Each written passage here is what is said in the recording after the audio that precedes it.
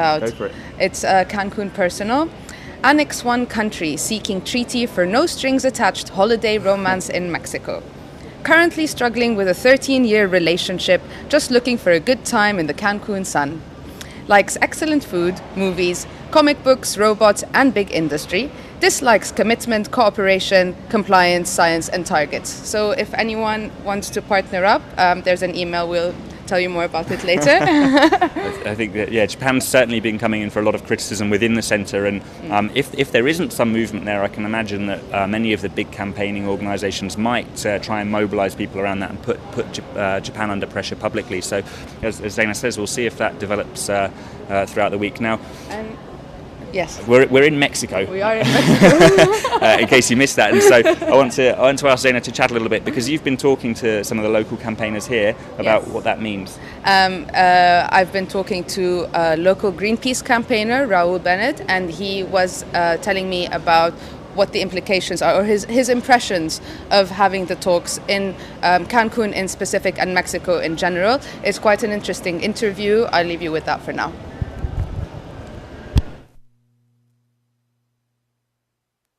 I am Raul Benet. I am the member, the coordinator for Mexico for the GCCA, and we are here at the Mesa Center at Cancun during the COP16 negotiations. So, Raul, you are Mexican? I am Mexican. And how did you start your journey as a climate change campaigner? Well, I have been a campaigner for a long time, but concretely as a campaigner on climate change. I was working for humanitarian work with Oxfam here in Mexico after hurricanes that badly damaged indigenous communities in Chiapas state. So I was working there for a long time.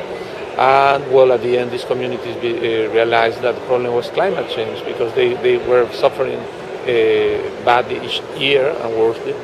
So, well, I was invited to work on the climate change campaign for Oxfam Mexico. I became the director for campaigns and advocacy, working on the issue of climate change. That was some years ago. How many? Well, working in the humanitarian response was 2006, and then since then I have been working that. But I have been working for environments long time ago. I used to work also for Greenpeace and other organizations. I would say that I have been campaigning for environment for all my life. And what's the status actually of the environment and environmental awareness and awareness about climate change in Mexico from your experience campaigning? Well, it has improved a lot, I would say. Some 50 years ago, that was something like environmental or ecologist people, a little bit crazy, a little bit exaggerated. And as you know, everywhere around the world, I think, but in Mexico it's very clear. Mainly after Rio after Rio in the '92, it became to be an issue for some people apart from the environmentalists or the biologists or that kind of thing. So people from the economy or from financing or from other engineering, other areas become interested, in particular in climate. So I would say that it has improved a lot. Now it's not a matter of a few group of NGOs, but it's a matter of national security. It's in the top of. I could say that I think that all the ministers or the ministries for whatever activity include climate change as an important dimension of their activity. Is a presidential priority, and for the people that is where much more interested.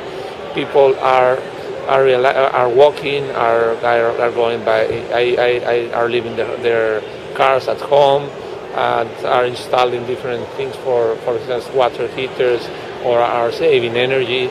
So people is getting involved, and massively, I would say.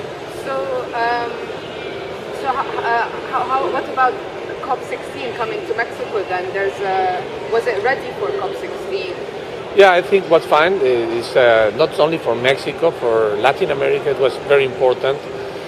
It's important because the people is getting involved much more than before. We have here, for instance, in Cancun, in this COP16, we have many people from South America, Central America, and Mexico. That's what is fine. That's fine. Because people from many different activities, like campesinos, indigenous people, drivers, many people are becoming involved, or their organizations are becoming interested in climate. So it was good, and the focus of this COP is I think will be influenced from the south. That's something that's important to me. So I think was a good idea. So Mexico has I would say not a strong, not a leadership strong position as Mexico could have. It's only being diplomacy, being polite, be that kind of light position. That is being is good for everybody, but it's not really important in terms of decisions. So the Mexican government position has some good issues, but in general, it's very contradictory, because Mexico, the President Calderon comes here to talk about commitment and about the importance of the issues, but then you see the energy plans for the next 20 years or 15 years, and it's absolutely crowded with coal plants, and they are not really investing in sustainable energies, but in carbon. So it's really a greenwash. They are not really interested. The economy is based on carbon. But for Cancun, your question for Cancun. So basically, you told me before that Cancun is quite an ironic location for COP16. Could you tell me why? Well, yes, I told you it's Cancun. Cancun is ironic. It's one of these examples of the worst way to look after forests. This is a very, very interesting, diverse site, archaeological site. It has very special ecological formations that are unique in the world. And they are being destroyed everywhere for putting together huge hotels, as the Moon Palace and many others, for one hotel for 3,000 rooms. And they destroy the forest badly. They put golf courses, they put polo courses or yards or whatever everywhere. No, they close the land, they expel out the communities. So it's absolutely unsustainable. And this place here, is if you see the energy that is being used for putting it together, and now that it's being used here, is massive, the energy. And so Cancun is a very bad example as a sustainable city. But at the same time, they need a location that's big enough to handle all these people. So what do you think the balance is between bringing the message across and, on the other hand, being somewhere quite unsustainable? Well, they need the venue as big as this. They have it in Mexico City, they have it in Monterrey, they have it in Guadalajara, mainly in Mexico City. But for political reasons, they decided to do it here. I think it's something that they really decided to move it outside Mexico City for political reasons, because there will be a lot of civil society demonstration there, and because other political reasons, as the party who is ruling in the country and in the state, or that kind of things. But I think that the idea of making it hard for the NGOs to mobilize was considered as something serious to make it here. So yes. Do you think the people living here and the people who got the chance to work on the COP16 might be affected positively by its presence in Cancun? Well, yes, I think that the environment could be affected positively because many people is interested. No? There is some kind of angriness because they're not very well organized things. There is also a bad and not a very nice component. People being very happy just because there is a lot of activity, job, but not because they are interested in the environment. But at the same time, after talking to many people around communities, not only here in the state of Quintana Roo, but the surrounding states, you see that the communities, for instance, from small towns are becoming interested and are coming to Cancun to learn, to engage. They are coming from all around the country, but it's expensive and far, so mainly from the region. But massively, today and tomorrow, there will be arriving thousands of campesinos and communities from different communities.